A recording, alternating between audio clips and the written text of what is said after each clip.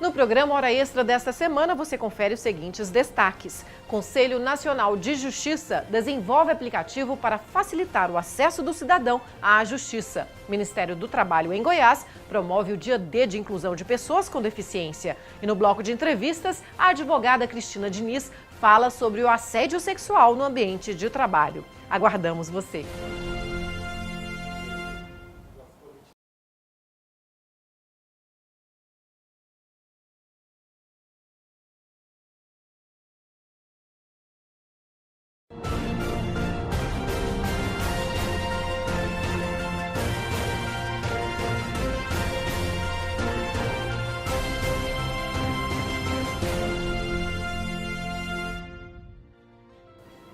Está começando mais uma edição do Hora Extra e neste programa você confere as seguintes notícias. Conselho Nacional de Justiça desenvolve aplicativo para facilitar o acesso do cidadão à justiça. Ministério do Trabalho em Goiás promove o Dia D de inclusão de pessoas com deficiência. E no bloco de entrevistas, a advogada e professora Cristina Diniz fala sobre o assédio sexual no ambiente de trabalho. Hora Extra está começando agora. O Conselho Nacional de Justiça desenvolveu um aplicativo para celular que facilita a localização das unidades judiciárias espalhadas pelo país. A ferramenta indica o posto de atendimento que está mais próximo do cidadão. Muitas vezes alguém precisa ajuizar uma ação trabalhista, apresentar recurso contra a decisão judicial, mas não consegue localizar de forma rápida o endereço das unidades do Poder Judiciário. Agora isso vai mudar com o aplicativo Justiça Aqui, desenvolvido pelo Conselho Nacional de Justiça. Por meio da ferramenta, é possível encontrar mais de 6.000 locais onde são prestados serviços de atendimento à população em todas as capitais brasileiras. A ferramenta é nova e por isso muita gente ainda não conhece. Eu já ouvi falar do aplicativo da Justiça, que chama Justiça Aqui, que ajuda o cidadão a encontrar a unidade judiciária mais próxima. Não vi falar ainda não, mas é porque eu quase não mexo no celular, né? Muito pouco, mas vou procurar saber, é melhor, né? Teve advogado que ficou surpreso com a novidade. Não ouvi ainda. É um aplicativo que ajuda o cidadão a localizar a unidade judiciária mais próxima. Você coloca lá Justiça Eleitoral, Justiça do Trabalho e ele indica onde está localizada a mais próxima que você pode ir. Né? Primeira vara do trabalho, segunda, terceira. Você acha que pode ajudar as pessoas? Sem dúvida, né? Todo tipo de acesso à informação é bem-vindo, ainda mais no mundo tecnológico, né? A informação é toda globalizada, então com certeza um aplicativo desse seria bem útil para a população. Eu acho que nesse mundo de hoje, né, nesse mundo moderno, tudo é válido, no sentido de facilitar e até a gente surpreende, porque ainda não, né? Eu sou advogado trabalhista há 30 anos e não vi falar desse aplicativo ainda. Acho que está faltando um pouco de divulgação, né? Tudo que visa facilitar para o cidadão, para todos, eu acho que é válido. O aplicativo está disponível apenas para smartphones com sistema Android 4.1 ou superior e depois de instalado é de fácil manuseio. Na tela, o usuário seleciona qual esfera da justiça está procurando, se é Justiça do Trabalho, estadual, federal, eleitoral ou militar estadual. Dependendo da resposta, aparece outro campo em que a pessoa define se quer acessar a primeira ou a segunda instância da justiça. Logo em seguida, são disponibilizadas as unidades mais próximas do cidadão por meio da tecnologia GPS. Então vamos testar o aplicativo. Eu estou no setor Pedro Ludovico e preciso encontrar a unidade judiciária trabalhista mais próxima de mim. Vou acessar a ferramenta, fazer o passo a passo e vamos ver o que vai indicar. Escolhi a primeira vara do trabalho de Goiânia e aqui me indica que ela está localizada na sede do Tribunal Regional do Trabalho, 18ª Região, no setor Bueno. Uma distância de cerca de 14 quilômetros e um tempo de viagem de aproximadamente 14 minutos, se eu for de carro. A ferramenta também mostra a taxa de congestionamento da unidade, quer dizer, o índice de processos que estão pendentes, ainda sem solução do juiz. Tudo isso para que o acesso à justiça fique cada vez mais fácil. Ministério do Trabalho em Goiás promove o Dia D de inclusão de pessoas com deficiência. O objetivo da ação é promover a inserção e o acompanhamento de pessoas com deficiência no mercado formal de trabalho. O Dia D funcionou como um ponto de encontro entre pessoas com deficiência que têm interesse em entrar no mercado de trabalho e as empresas que estão oferecendo vagas de emprego. Em todo o país, pouco mais de 6% da população possui algum tipo de deficiência. O problema é que muitas vezes esses trabalhadores têm dificuldade em encontrar emprego. A estudante de psicologia Thaís é cadeirante e afirma ter dificuldade para voltar ao mercado de trabalho. A maior dificuldade é a quantidade, né, gente? Hoje tem muita pessoa com deficiência, então está bem concorrido. Antigamente até que poderia ser mais fácil, porque tinha poucos, né? Hoje o deficiente está querendo inclusão social. A maioria quer sair, quer procurar emprego para melhorar de vida, né? Segundo a legislação, todas as empresas privadas com mais de 100 funcionários devem preencher entre 2% e 5% de suas vagas com trabalhadores que tenham algum tipo de deficiência. Por isso, é importante que os candidatos procurem se qualificar. O primeiro é a questão de conhecimento, educação também vale, a pessoa precisa se qualificar, que não basta ser um portador de necessidade, que tem espaço para trabalhar numa empresa. Ele tem que estar qualificado para aquela atividade e dentro da atividade da empresa, não a empresa se adequar ao trabalhador.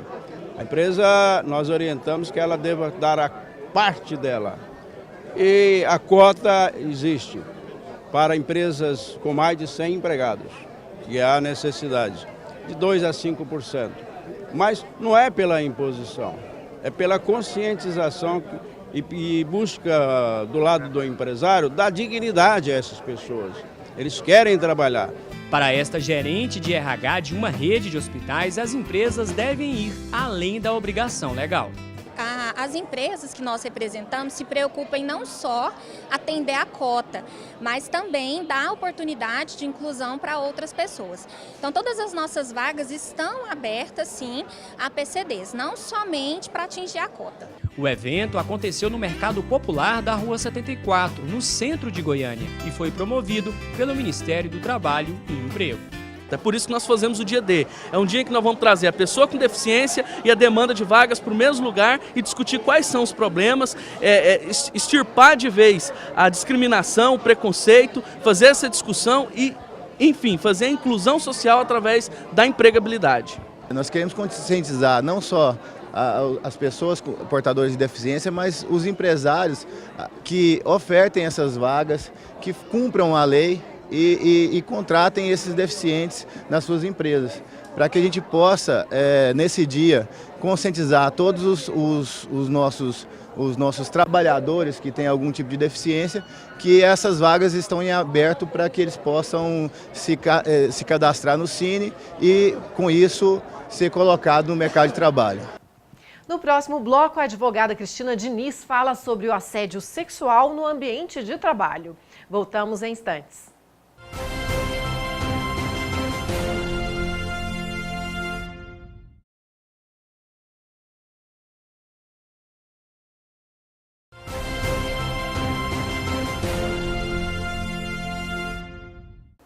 Atos de insinuação, convites impertinentes, insultos, intimidações e contatos físicos forçados. Essa é uma realidade que pode acontecer no ambiente de trabalho.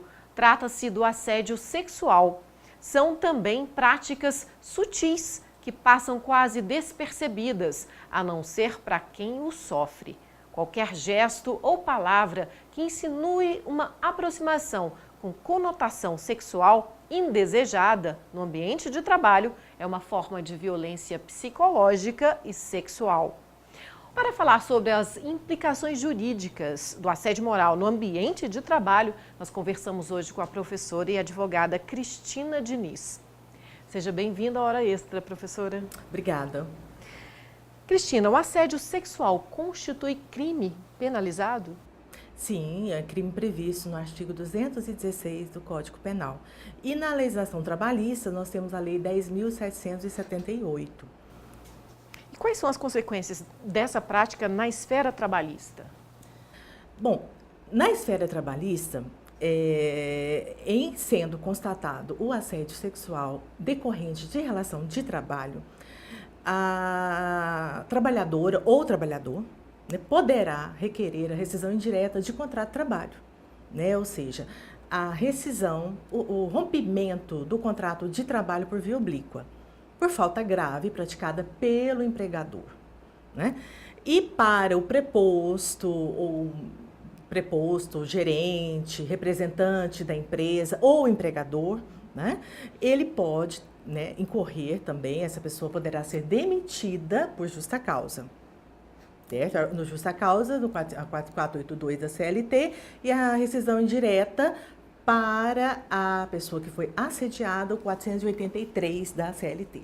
Doutora Cristina, o assunto é tabu, né? As pessoas que são vítimas, né, geralmente elas não costumam comentar isso, elas sofrem caladas, né? Como identificar, né? Como que ela, às vezes ela nem sabe que ela está sofrendo o assédio sexual, como é que se identifica aquela pessoa assediante? Bom, normalmente o assediador, ele tem uma conduta que muitas vezes ele procura estar sozinho com a assediada ou assediado, né? Vamos tratar de uma situação numa empresa, né? Porque é mais comum, né? Uma empresa com vários trabalhadores. Então, essa pessoa, mais das vezes, ele é hierarquicamente superior, então ele exerce uma situação de poder, né? E muitas vezes ele procura estar sozinho, procura situações de estar só. Mas, em algumas vezes, também pode estar junto com colegas de trabalho, clientes, né? Mas é muito comum estar sozinho, procurar esse tipo de situação. E a pessoa assediada, que normalmente vale frisar, é a mulher. Nós temos, em média, e estatísticas, 85% são mulheres, né? Sente vergonha, sente medo, né?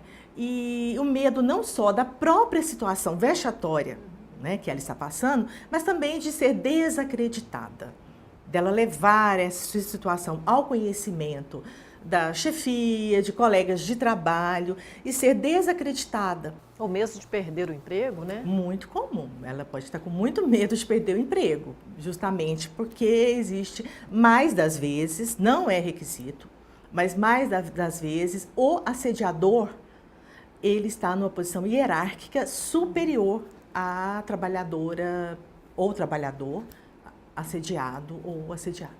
O comportamento que caracteriza o assédio sexual, ele tem que ser reiterado? Não necessariamente. Essa matéria, nós temos pouquíssima legislação objetiva. Então, o que ocorre é que nós temos assim, muita riqueza jurisprudencial e doutrinária. Então, a grande maioria dos doutrinadores, isso já eu poderia até falar que está superado, não existe mais essa questão de ter que ser reiterado o assédio. Nós passamos aí por uma questão de gradação. Digamos que essa conduta tenha sido gravíssima, já de um primeiro momento. Então, já está caracterizado o assédio sexual, sim. Agora, é comum ele ser reiterado. É comum. Né? Muitas vezes a pessoa trabalha anos a fio numa empresa sofrendo assédio sexual. Qual deve ser a reação da pessoa que está sofrendo esse tipo de constrangimento? A reação ideal é uma reação positiva, do ponto de vista de falar diretamente para o autor do crime, que não gosta, que não quer que aquilo aconteça mais, que não concorda. Entendeu? Esse tipo de reação, muitas vezes, simplesmente ele cessa. Ou ela cessa. Eu estou sempre usando ele ou ela, mas lembrando que as mulheres são as grandes vítimas, né? Então, cessa. Fala, olha, eu não concordo, eu não gostei, eu não quero. Só que isso também não é comum. Vamos falando de mulheres. As mulheres são criadas ainda de forma a serem meigas, a serem extremamente educadas, enfim, a serem subjugadas. Então, com essa característica sociológica, a mulher tem dificuldade. E lembrando ainda que as maiores vítimas ainda são as mulheres negras, pardas e que têm pior situação socioeconômica. Aí vai mais dificuldade. Em segundo lugar, que também é muito importante, relatar ao seu superior. Se for uma empresa que tenha RH, a maioria das empresas tem, né? Mas digamos, né, que uma empresa com RH, relatar para o chefe desse setor, comentar com colegas de trabalho, sim, perguntar se estão acontecendo com elas também, relatar e pedir providências, que muitas vezes a própria empresa toma providência. Muitas vezes. Eu estudando esse assunto, teve um caso nesse sentido, que ela comentou com colegas, foi até a chefe do RH, né? E foi tudo resolvido. Agora, em outros casos também não funciona assim. Ela pode não ter o apoio de colegas, não ter o apoio da chefia, né? Também vi outros casos que não teve sucesso nenhum. Em não tendo sucesso na esfera administrativa, ela deve ou deveria, né? Eu entendo sempre como operadora do direito, né? Entendo que a pessoa deve buscar, sim, os meios judiciais. Na Justiça do Trabalho, pode pleitear uma rescisão indireta de contrato de trabalho, e na esfera criminal também, se também optar, né, por um procedimento criminal também para ser apurada essa falta. Ok, professora, e é muito difícil provar o assédio sexual no ambiente de trabalho? Mas essa pergunta você responde no próximo bloco. Vamos para um rápido intervalo, hoje conversando com a professora e advogada Cristina Diniz sobre as implicações jurídicas do assédio sexual no ambiente de trabalho. Não saia daí.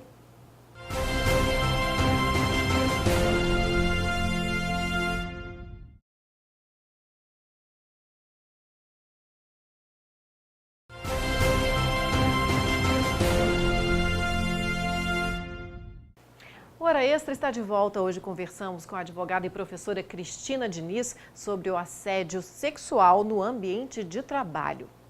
Doutora Cristina, é muito difícil para a vítima conseguir provas que está sendo constrangida no ambiente de trabalho? Bom, não é uma prova fácil.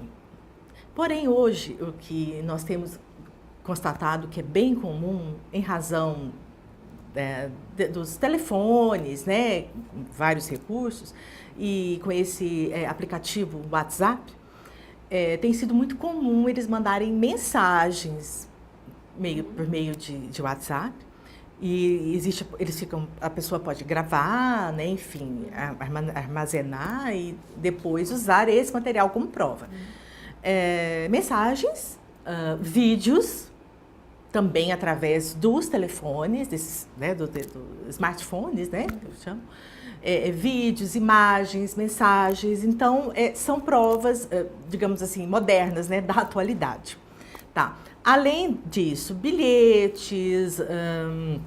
Depoimentos de colegas também? Também. Agora, a questão do depoimento de colegas, a gente tem uma certa dificuldade, porque se a colega ou o colega de trabalho continua na empresa, continua trabalhando, ele sente assim constrangido, né, em depor, então, enfim, é um pouco mais difícil. Então, se tivermos provas, como vídeos, fotos, bilhetes, são provas melhores. Agora, melhores, não posso falar melhores, são provas mais fáceis, né? E outra coisa também importante nesse tipo de crime é que face a dificuldade de provas, tá? Caso não haja provas, o depoimento da vítima tem um peso muito importante. Então, os indícios para esse tipo de crime, eles têm um peso diferente, caso realmente seja constatado a dificuldade de termos provas nesse sentido. E igual eu já falei no bloco anterior, muitas vezes o assediador, ele procura estar sozinho, procura meios de estar sozinho. Né? Não é só essa situação, mas é muito comum que ele procure esses meios. Então, pode dificultar, sim, a obtenção de provas. Você falava das vítimas preferenciais, né, dos assediadores. Temos agora uma pequena estatística da OIT sobre o assunto. Vamos lá? As mulheres são vítimas preferenciais de violências verbais e sexuais, porém pode acontecer com homens. De acordo com a Organização Internacional do Trabalho, a OIT, 1 em cada 4 mulheres sofre ou sofrerá assédio sexual no trabalho. Dados do Ministério da Saúde de 2011 confirmam que 88,5% das vítimas de estupro no Brasil são mulheres, e 96% dos agressores são homens. As mulheres pardas e negras são mais vulneráveis, tendo sido 51% do total de vítimas desse tipo de violência. Você vê que o índice até mais, eu falei 85%, né? 88,5%, um pouquinho maior. As mulheres são as mais atingidas com essa prática, né, doutora? E a empresa, quando ela recebe uma denúncia, quando ela toma conhecimento que está havendo assédio sexual, qual que é a atitude mais certa a tomar pela empresa?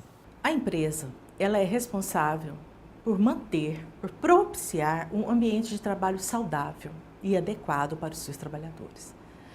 Em ela recebendo esse tipo de denúncia, ela deve tomar providências imediatas para punir esse assediador. Tá? Muitas vezes é, inclusive, mais comum que seja de cargo de chefia, tá? Não é requisito, mas é muito comum que ele exerça esse poder para cometer esse crime. Então, ela deve tomar providências imediatamente, porque ela é responsável por ter um ambiente saudável. Tá? Inclusive, ela poderá fatalmente ser penalizada se não o fizer. Ser condenada por exemplo, danos morais, né? Por exemplo, na ação de rescisão indireta, a trabalhadora ou o trabalhador vai requerer a ruptura do contrato, né? Pela falta grave do empregador e provavelmente vai requerer uma indenização. Então, ela será penalizada. E quando a vítima é menor, quais seriam as implicações? São maiores, né? Um acréscimo na pena, 1/3. É 1/3 de acréscimo na pena. Tá? Quais seriam, na sua opinião, medidas preventivas que a empresa pode tomar para evitar que a prática aconteça, né? Eu gosto muito da ideia quando o trabalhador assina o contrato de trabalho, já assinar também, estar ciente do regimento interno da empresa e que esse regimento tenha normas claras, inclusive com relação ao crime de assédio sexual. Tá? Então, que ele tenha conhecimento.